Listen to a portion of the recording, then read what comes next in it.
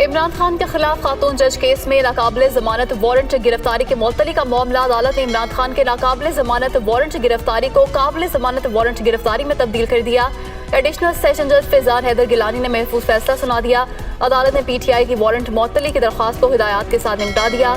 Senior civil जज राना मुजाहिद रहीम ने इमरान खान के 29 मार्च तक नाकाबिले जमानत वारंट गिरफ्तारी जारी किए थे और अदालत ने इमरान खान के नाकाबिले जमानत वारंट गिरफ्तारी को काबिले जमानत वारंट गिरफ्तारी में तब्दील कर दिया है। एडिशनल सेशन जज फैजान हैदर गिलानी ने महफूज शुदा फैसला सुना दिया है।